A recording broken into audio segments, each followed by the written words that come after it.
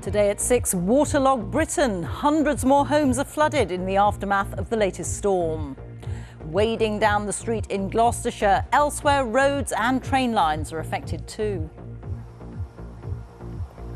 Yes, here in Gloucester, the River Severn has burst its banks and has inundated plenty of homes. There are thousands of people who are struggling with rising waters across a huge part of the country. Hundreds more homes in England have been flooded after a week of relentless rainfall and the impact of Storm Henk. It was the 8th storm to hit the UK since September, and that is the highest number in a season since the Met Office started naming them in 2015.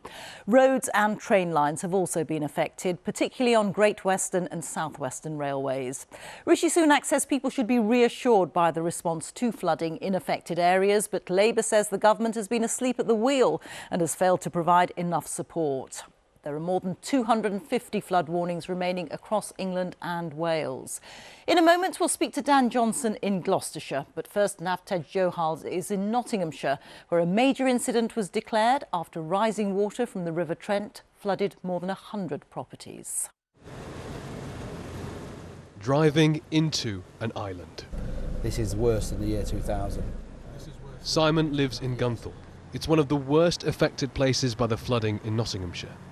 The situation is so bad that most vehicles can't get through the floodwater, so he's using his modified 4x4 to help transport people and supplies.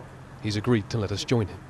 We shouldn't have to do this, but you can't just stand by and let people struggle and let people miss doctor's appointments. There's a lot of elderly people and vulnerable people around here, so you've got to do your bit.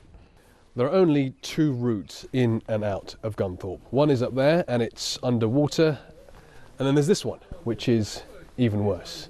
So you can see why people living in this village are saying it's now effectively an island. It's because of scenes like these that Nottinghamshire County Council yesterday declared a major incident.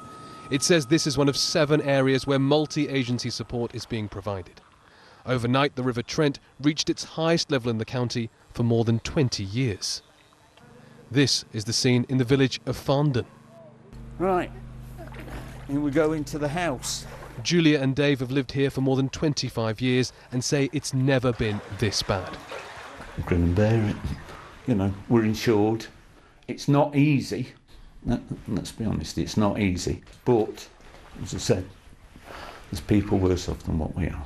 As soon as it starts to recede, they can start and work out what they're going to do with everything. Until that point, we're underwater. They say it's going to be many months before they're able to live here again. But the impact of what this flooding has left behind could be felt for years. Navtej Johal, BBC News. The sign's a bit of an understatement that barely captures the reality of what floodwater's done to this village and its people. Longford looks, well, like a really long ford. John and Julie were taking the dog for a walk, or was it a swim? Well, you can see it slowly creeping up, so you've got time. You move the important things, empty the cupboards in readiness to move those. You have a plan? Pumping is the New Year obsession here. They're desperately trying to keep homes above water. The River Severn flowed over these fields and into the village. Some people have left. How are you doing? But not Rodney. What's it like? Wet. Wet? My gosh.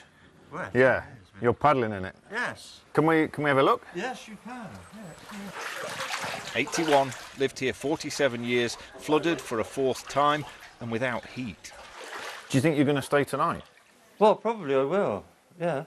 Because it's peak now. You can't keep wading about in this, can you? Well, if I got Wellingtons, I wouldn't mind. But this is a bit odd. You haven't even got wellies? No, I haven't got any Wellingtons. People are struggling to get through whatever means they try. This was about the most effective way. But people here are looking out for each other.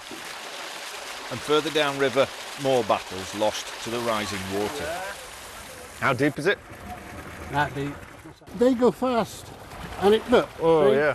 And there's anger about drivers adding to the problems, the damage, the necessary repairs. But it's just now wait till it all dries out, find a builder, and go from there. Is it? Oh, right. Back in Longford, a special delivery. But across a huge area, people are struggling. And while the worst may be over, the clean-up hasn't even really begun yet. Yeah, and the water levels continued rising here, even in the last hour or so, after people were told that the river had peaked. So, although the message is that the worst is over, some people are only just still starting to feel the real impact of it. Some who'd managed to keep their homes dry over the last 24 hours or so, it's finally succumbing. And this is a desperate battle that's fought with just inches that make a difference. So that is the problem when people come through with a car and create that tidal wave. That could be what sends somebody's house underwater, what causes so much misery. This street's flooded before. This area has experienced a lot of flooding. People are talking about it being as bad as it was in 2007. They are hardy, they are resilient. It's always impressive how people respond in this situation, but it is a miserable start to the new year for so many people. There are those questions about how they will clean up, repair the damage and move on, whether the insurance will be there to help them. And then people are considering how much more frequently is this going to happen? Are they going to have to face this every year with the more extreme weather that we seem to be seeing ever more regularly? Good evening. Another night of heavy rainfall overwhelmed the city's waterways, causing widespread damage. Dozens of people in Hackney were forced to evacuate their homes after the canal burst its banks. And the downpours are being blamed for a party boat sinking into the Thames. As the rain eased today, those affected started to assess the damage and consider the risk this could keep on happening. Here's Carolyn Sim.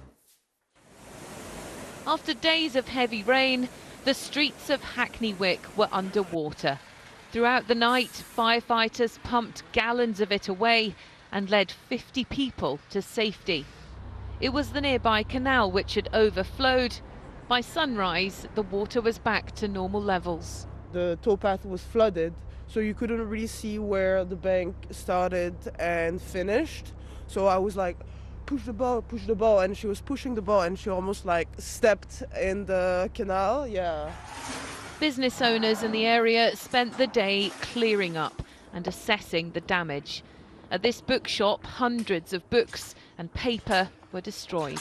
Basically, the water was coming down from the canal locks and it was like a waterfall. It was like 3-4 feet deep in places. And so we weren't actually able to access the front doors of our business, of our studio.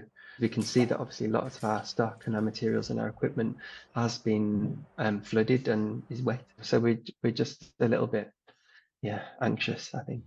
On the Thames, this floating bar and restaurant was sunk.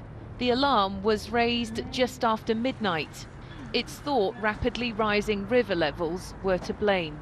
In London, because we've paved over a lot of stuff, the city is so developed, there's not necessarily anywhere for the water to go. It can't soak into the ground naturally. When there is heavy rain, it diverts everything and effectively overflows into the River Thames, so it reduces the water quality we've got in the river. So it's quite a multifaceted issue we've got in London that's going to need significant investment moving forwards to help manage the risk.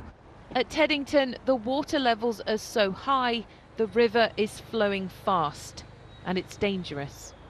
Are you worried about safety? Absolutely. I mean, our lifeboat is equipped to deal with these conditions, but most boats aren't. You know, most boats, if they were out there, their engine failed, they would very quickly get in a lot of trouble. And at the moment, it's not safe to go on the river. On many country roads, there were flash floods. These were the conditions near Guildford. As extreme weather becomes more common, people are urged to be more aware of the risks. The water may finally soak away, but it is now more likely to come back. Carolyn Sim, ITV News.